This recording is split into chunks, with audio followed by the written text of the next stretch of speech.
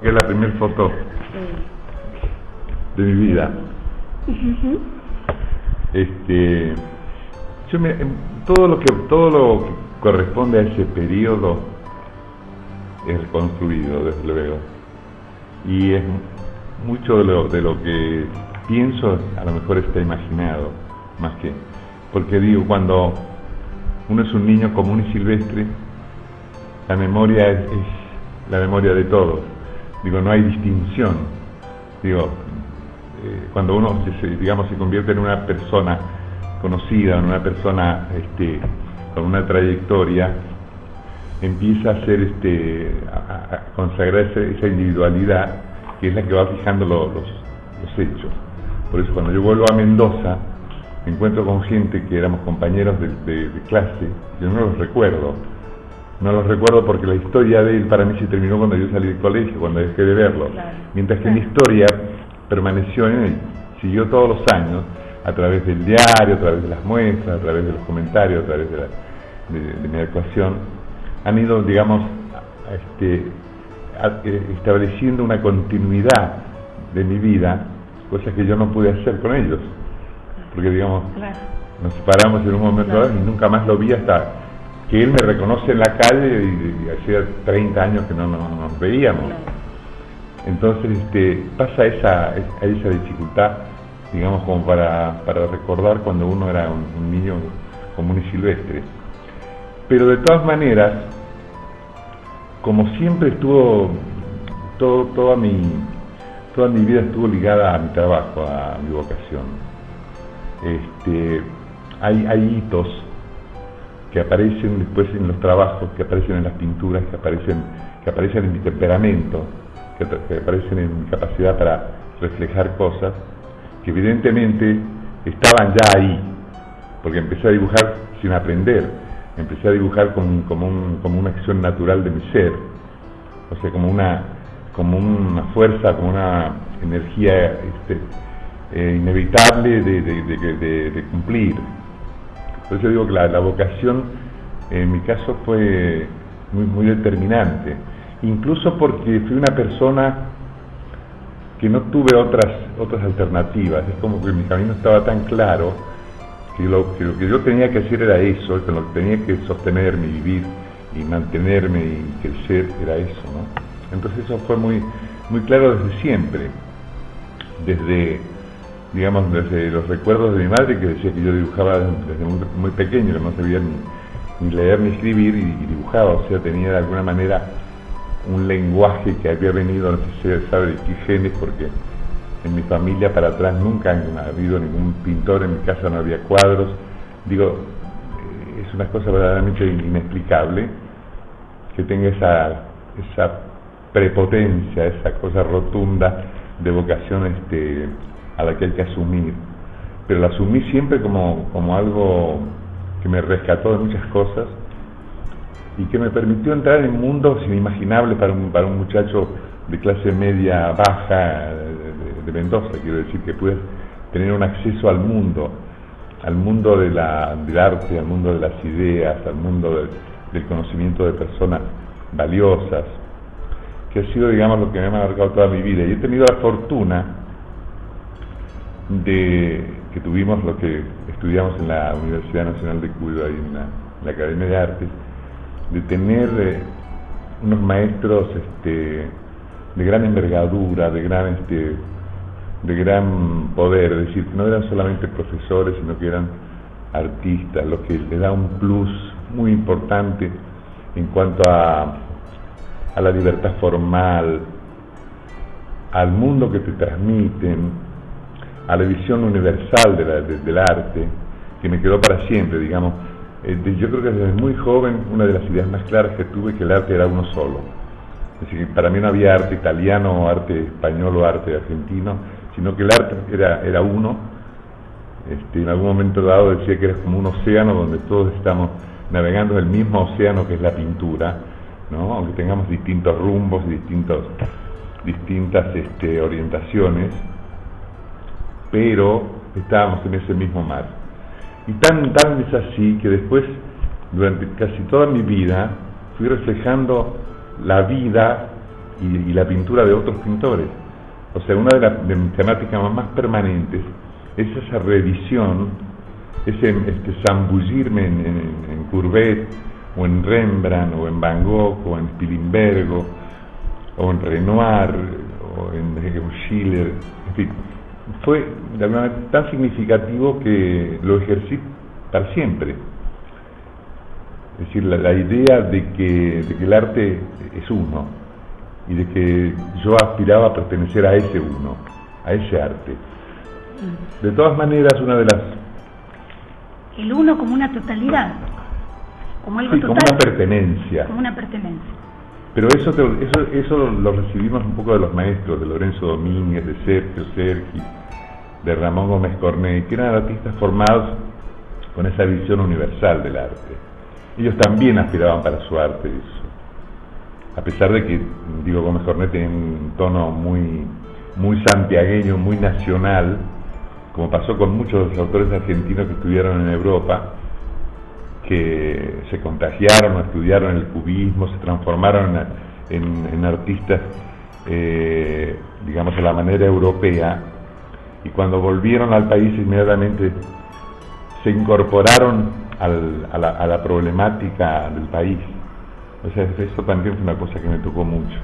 Es decir, esa vinculación y esa preocupación de pertenecer a esa raíz, de pertenecer a ese país y de reflejar las cosas de ese país, ¿no? Que era Argentina.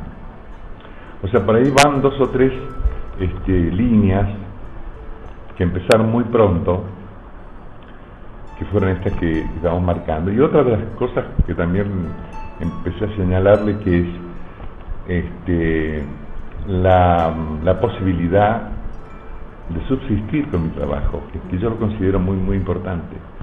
O sea, no es lo mismo pintar y trabajar y ganarse la vida de otra cosa que ganarse la vida con la materia que es al mismo tiempo la vocación, ¿verdad? Porque, digamos, es una actividad a tiempo pleno.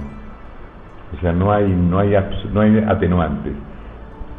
Puede haber variantes de todo tipo, desde hacer la tapa de un disco, a ilustrar un libro, a hacer un retrato, a hacer una ilustración, a hacer una escenografía, pero siempre con el pincel, con el lápiz, con el color, con el dibujo, con la gráfica.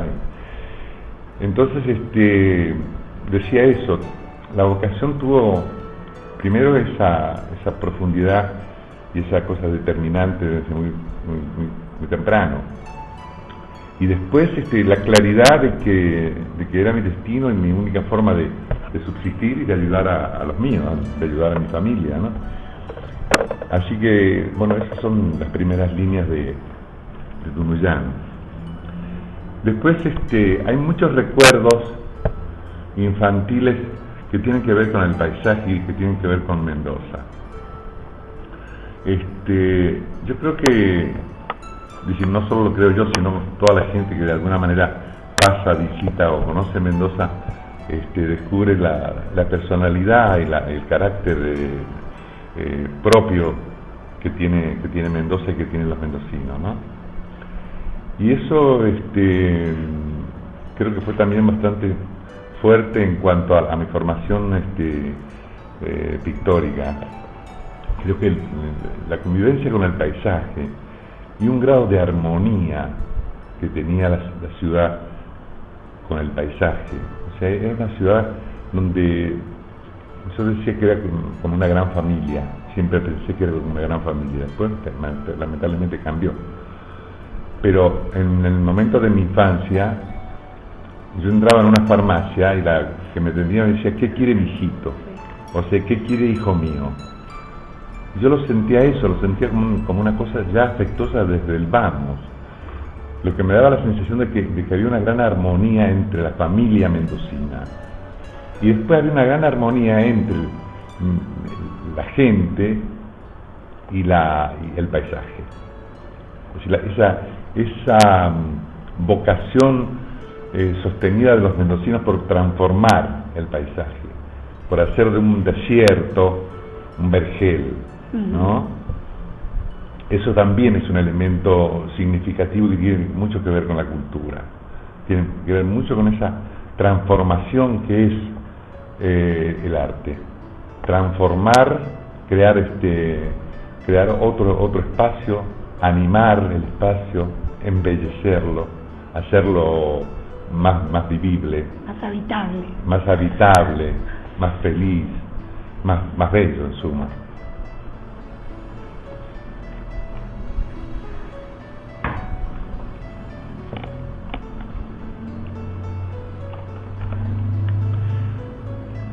Bueno, estábamos hablando de la Academia de Bellas Artes.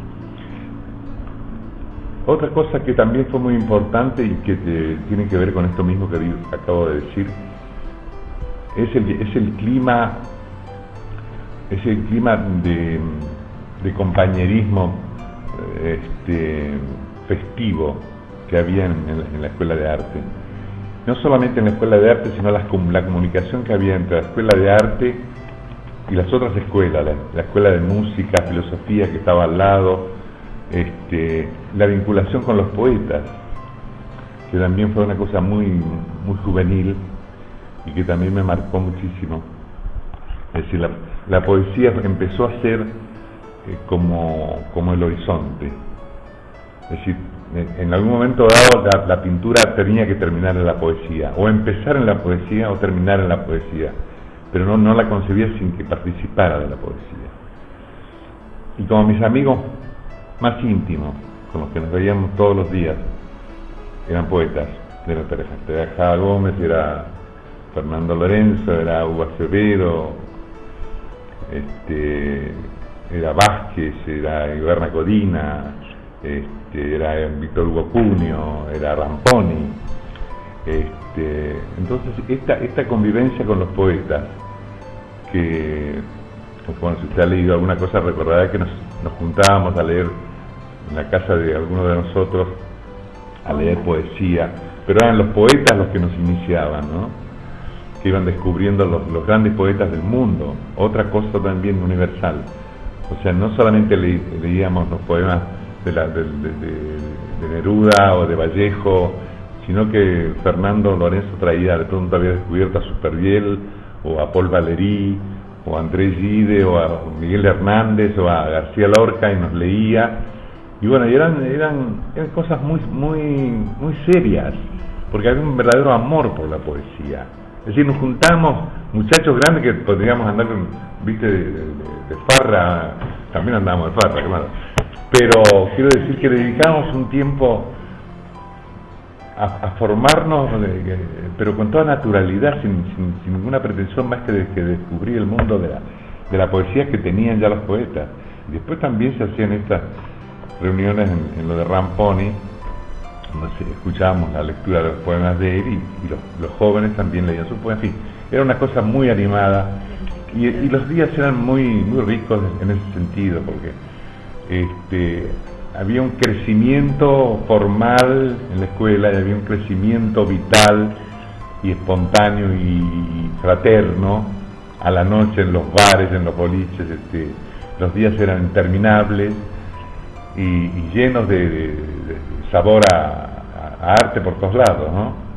Lo cual implicaba eso, era parte de esa armonía, parte de esa fraternidad que había dentro de la escuela de arte, que digamos, no importaba si uno estaba en primer año, el otro en quinto, lo mismo, formamos parte de un grupo, de un trabajo, y la escuela estaba tan bien organizada, funcionaba tanto, habían encontrado una estructura de funcionamiento tan práctica y tan eficaz, que cuando se hacían las muestras del fin de año, eran verdaderamente sorprendentes, porque se mostraban dibujos de ese tamaño, de tamaño natural. Yo creo que son obras casuales. La Piazzolla y todo el conocimiento. Digo, yo como provinciano nunca terminé de confundirme con el tango, siempre fue con el folclore toda la vida, por lo cual el tango fue, más bien una obra de encargo, diría yo. Se hizo una carpeta, sobre el tango, una muestra sobre el tango, pero no las considero obras que tengan ninguna importancia dentro de mi producción, ¿no? Se planteó la discusión cuando hablamos, porque él desde Mendoza nos pareció extraño pero por supuesto, como vivió en Buenos Aires, pensamos, él conoció y compartió. Sí, pero viviendo en Buenos Aires, siendo amigo de Astor Piazzolla, de Osvaldo Pugliese, llega un momento que te sentís parte, desde luego, pero la raíz es el folclore, la raíz de Armando, es Mercedes, el Hamlet, Lima Quintana, ese folclore sin duda, es Atahualpa. Eso, digamos, en la raíz, ¿no? En lo profundo. ¿Y esto, Carlos, se compartía en Europa? ¿Esto aparecía en Europa? Porque el tango sabemos que aparecía en Europa, sí, tango, en esta época de exilio. Pero esto, el folclore, ¿aparecía también? Como aparecían los operadores, estaba Horacio Guaraní, estaba Armando, estaba Hamlet, estaban los, digamos, las personas, los poetas, los músicos, pero en realidad para esa situación servía más el tango, el corazón mirando al sur. Cada uno tiene una tarea y cada uno la tiene que hacer a conciencia, como lo que usted hace, y yo tengo también la obligación de tomar conciencia de esos valores y cuál de esos valores en cuál de esos valores creo y estoy dispuesto a compartir y bueno, y asumir ciertas responsabilidades, ciertas cargas sociales y cierta responsabilidad de la que fui también favorecido en otros momentos por alguien que me abrió una puerta o que me dio una mano o que me enseñó a tomar el lápiz. Son responsabilidades que tienen que encadenarse para que se produzca, digamos, un circuito más vital, más vivo, ¿no?